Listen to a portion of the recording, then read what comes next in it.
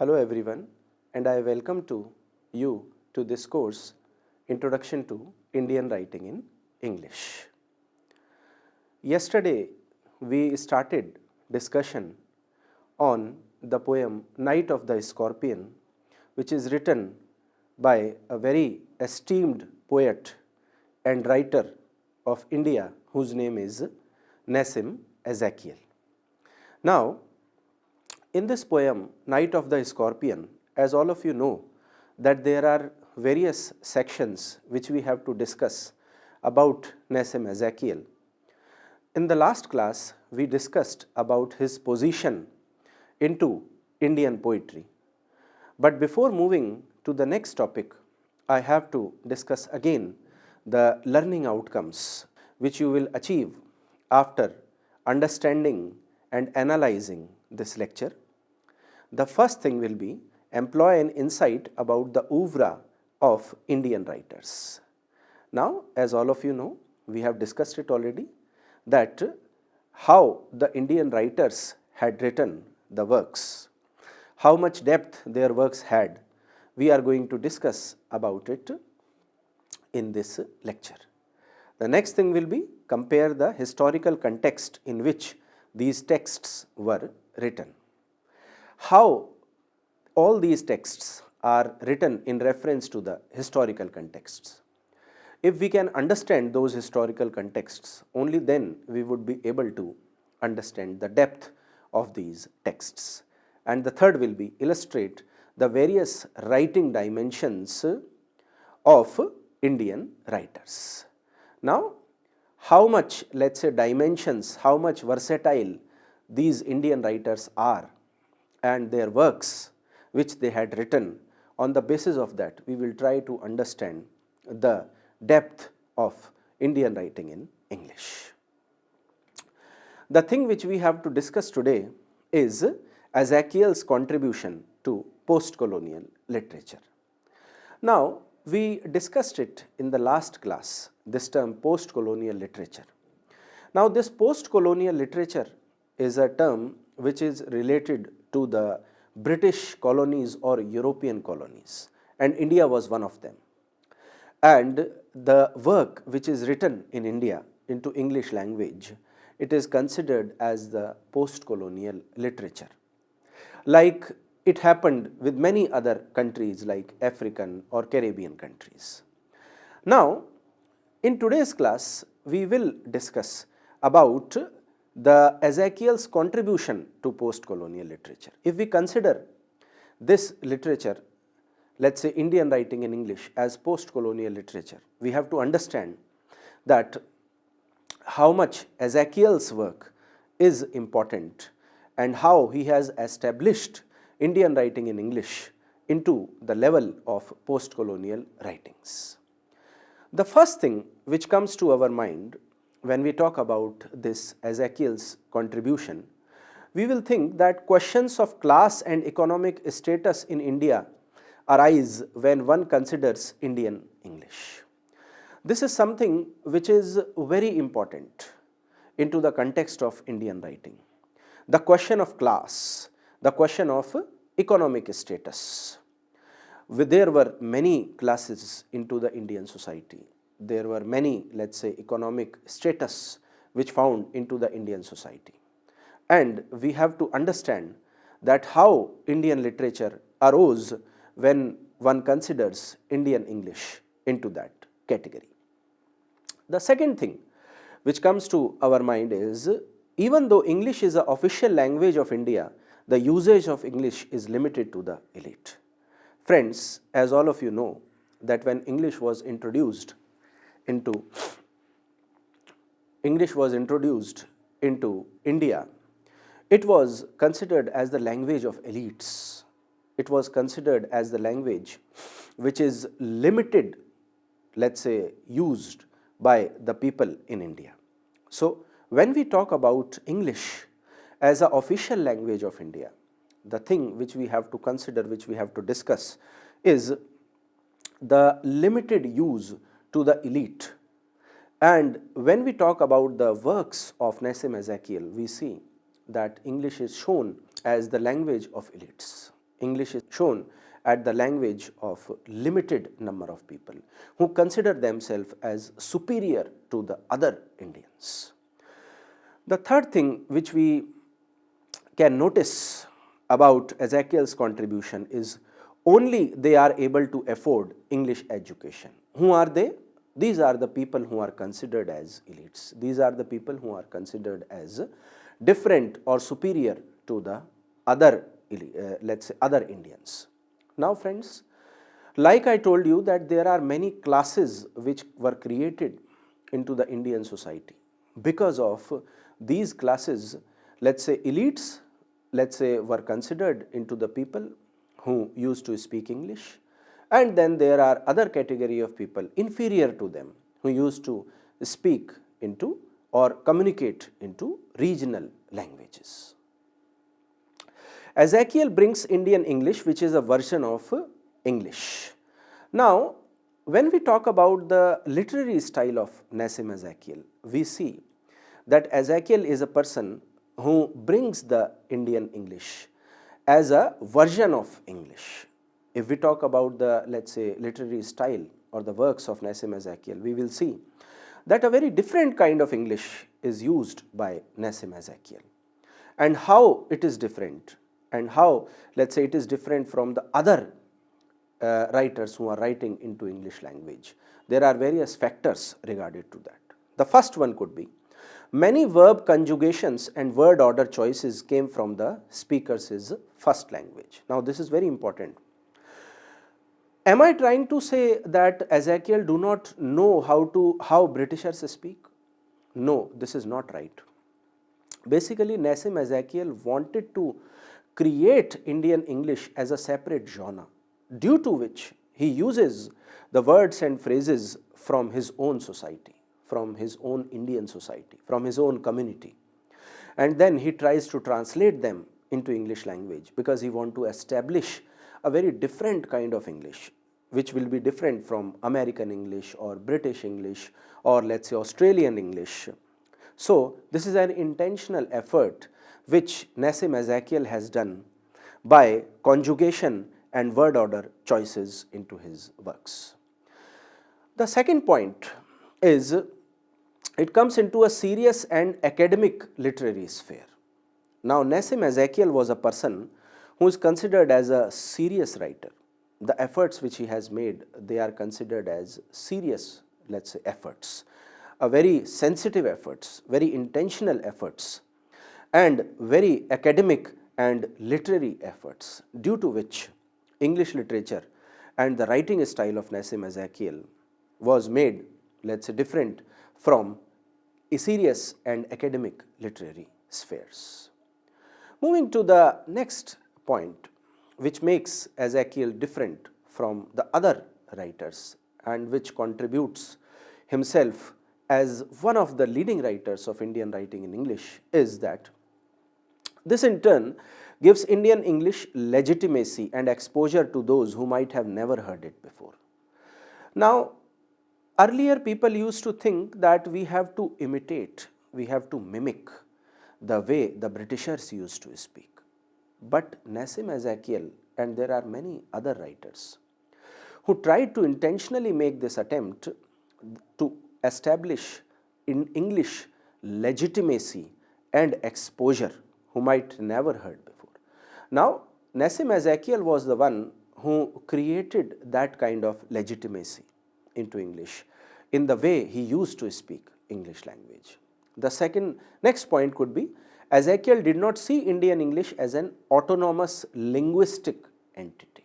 Now, according to Nassim Ezekiel, he never thinks that Indian English is an autonomous linguistic entity.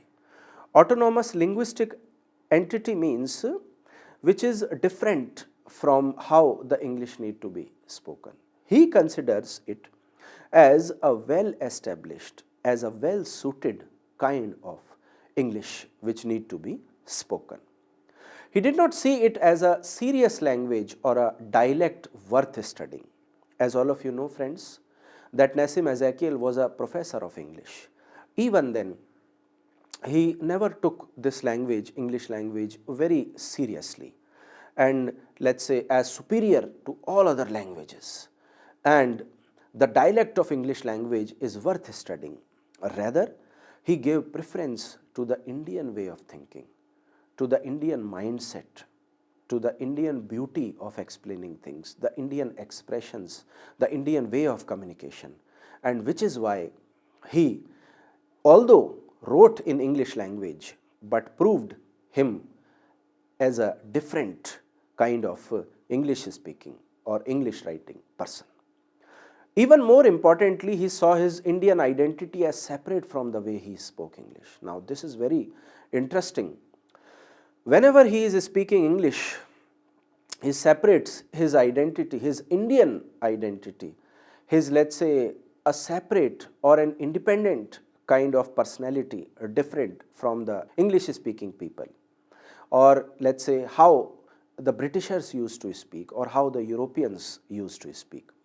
Regardless of the fact that he was an English professor, he was quintessentially Indian. Quintessentially means he was a definite Indian. He proud to be an Indian. He considered himself as an Indian.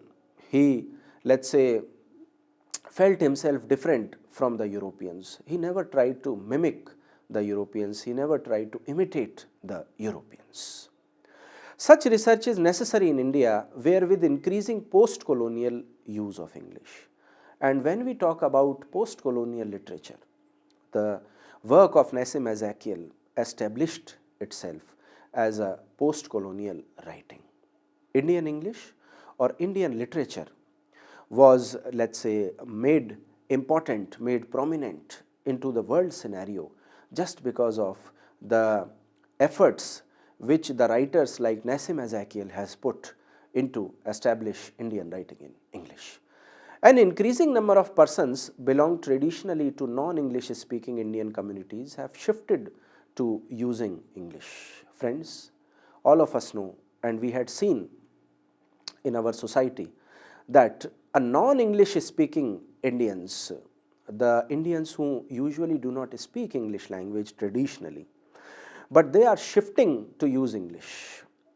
They are considering English as a language of status, as a language of prominence, as a language of gentlemanly characteristics. But Nassim Ezekiel was the one who treated English language just as English, nothing more than that. They are using it as their first language and use an Indian language as their second language. Now, this is very important and this is very serious issue to discuss and to deal with in the Indian society. Everywhere we are looking in the communities, Indian communities, let's say in different religions, in different castes, in different, let's say, classes of people, we are looking that people are leaving their mother tongue. People are putting their language as secondary, their regional language as secondary, and preferring speaking English more and putting English language into the first language or the first position. Now, this is something which is a very serious issue, and lot of research has been done into post-colonial studies on this issue. However, there are also people having partial grasp of English language because English is their second language. Now, there are people who are considering English as a second language, but even then they have a lot of, let's say, grasp, and they want to increase their grasp on the English language. And which is why these people are, let's say, keep on increasing the importance of English language into the Indian society. How they communicate with each other has become a kind of language of its own, with traceable linguistic rules and innovative methods to make oneself understood. Now, they are putting the innovative efforts into language. Now, friends, we generally see that innovation is done into scientific theories and scientific experiments. But can we say that innovation is also done into the usage of language? into the linguistic rules, into the methods in which people are using the language. This is something which is researchable and debatable into the Indian society, into the Indian community. Because of this, Indian English deserves to be respected as a kind of English, just as Australian or American English. When I talk about the writers who wrote into English language and those who are Indians, the Indian writers who wrote into English language, these are the people who deserves Indian English as respected as the kind of English just as Australian or American English. These are the people who had made and who had established Indian English at par with American English or Australian English. They are seen as being valid as British English, and it is just because of the efforts which these people have put, we can say that now Indian way of writing English language or Indian English is considered at par to the British English language. It is incorrect and even slightly prejudiced to see Indian English as lesser than American English because of the accent it is associated with. Friends, we are Indians and we speak Indian, let's say, languages. But when we speak English language, the way we pronounce it is little bit different from the native speakers or let's say Europeans. But then it doesn't mean that Indian way of speaking English is inferior to their way. We can simply say that our accent is different, but even then it doesn't demean the Indian way of speaking English language. So Indian English is no less than American English or Australian English or any other form of English. To get a glimpse of post-colonial writing through Indian writing in English, one can look for. Now, friends, from the very first lecture, I have been telling you that there are many other writers. There are writers other than Nassim Ezekiel who had contributed a lot in the Indian writing in English. But who are they? What is their contribution? How are they helping in the Indian society? How are they helping the Indian writing in English? How are they making Indian writing in English a separate genre into post-colonial literature? Now let's look at this list and try to understand that how these things are, let's say, influenced by the works of these writers. So this is just a glimpse of post-colonial writings through the lens of Indian writing in English. So who are those writers? The very famous name is of the writer A.K. Ramanujan. Now this person A.K. Ramanujan, he is a poet, he is a writer, again he is a versatile personality just like Nassim Ezekiel. Then we have a writer R. Parthasarathi. Now R. Parthasarathi, again he is a very important poet, writer and critique. We have in the recent and very young writers, we have Giv Patel, again a very famous personality into Indian writing in English. We have Jayant Mahapatra, a very famous writer from Odisha. He has written very famous poems and very famous literary works into English language. Then we have a writer, Dom Morris. Now Dom Morris, he is a writer, he is from India, although the name seems to be little different from the Indian context, but he is a person who has written into Indian writing in English, a very famous writer again. Then the next name which comes after Dom Morris is of Kamala Das. Now one of the founding pillars of Indian writing in English, Kamala Das. She is a very famous poet, critique and writer, and the way she writes, it is generally considered as confessional kind of writing or confessional kind of poetic writing. We have K.K. N. Daruvala, again a very famous writer, a well-learned person. He travels a lot, he visits many universities, he is again a very famous writer. You may search, I must recommend that you may search a little more on this writer K.K. N. Daruvala. He is a very famous writer in the present century. we have Arvind Krishna Maharotra. Now, the contribution of Arvind Krishna Maharotra is immense into Indian writing in English. He has written the books with the name Indian Writing in English, where you can get a glimpse of how, let's say, the critical opinions were presented into Indian writing in English. We have the writer like Shiv K. Kumar, again one of the very famous writers into Indian writing. We have Arun Kolatkar, a name everybody knows into India, a person who is associated with Arun Kolatkar. Now, a person who, let's say, is associated with literature is associated with Arun Kolatkar. So much famous he is. And then we have writer like Dilip Chitre. Now, Dilip Chitre, again, a very famous writer. But now, friends, I told you the names of, let's say, 10, 11 people who are poets, who are critics, who are writers. But can we say that only these writers are there in Indian writing in English? None other than these? Well, that can be a very understatement about Indian writing in English. The list is endless, but just because we had limited time to discuss this subtopic, I was able to write only these names. There are many others you can research, and it is Indian writing in English is a very rich field to research and to discuss and to read.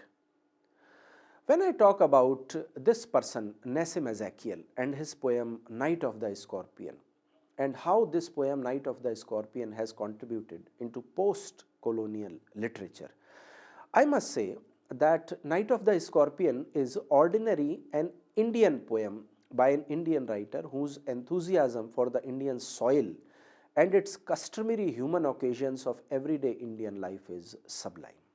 Now, my dear friends, what is this poem, Night of the Scorpion? This poem is an attempt, this poem is an effort by the writer Nassim Ezekiel of glorifying his culture, glorifying his values, glorifying the very Indian soul, and Nassim Ezekiel was able to do it with the help of this poem. There are various customary human occasions which come into our Indian society, and we generally see it in our society as well. Take for example this poem Night of the Scorpion, the biting of the scorpion. Now, if we consider this incident with, let's say, the same incident might have happened into any developed country, the people might have rushed to the hospital in the scorpion bite. But now how people are, let's say, helping each other, there is a sense of community due to which is visible, which is shown into this poem. A decent numerous Indians are ignorant and are indiscriminately superstitious. Now, this is something which is the harsh reality of the Indian society, but this is correct. There are people in the remote areas, into the rural areas, who are superstitious, but we can say at a positive note that they are ignorant as well. These people are little ignorant about their, let's say, about the medical facilities, about the education, about literacy, etc. So, in any case, they are straightforward, adoring and adorable. These are the three general characteristics which we can adapt and which we can understand on the basis of this poem, Night of the Scorpion, that these people are straightforward, these people are adoring, these people are adorable. These people need to be appreciated because of the effort which they are putting to calm down the mother who was bitten by the scorpion. They endeavor to spare the casualty by doing whatever they can, be that it may they don't succeed. So now these people are very optimistic. They had tried their best to soothe the mother, to calm down the mother. Although father is also doing his work, father is also helping the mother to come out from the venom of the scorpion, but no less effort is put by these villagers, these neighbor people. Although they do not know the medical, let's say, procedure of doing this, but they have tried their best to do this. On the basis of these things, on the basis of this, I can say that we have, at a, let's say, stretch level, we have understood that how the post-colonial literature, in the field of post-colonial literature, the writer is able to establish himself and his way of writing through this poem, Night of the Scorpion. So that is all for today. Thank you.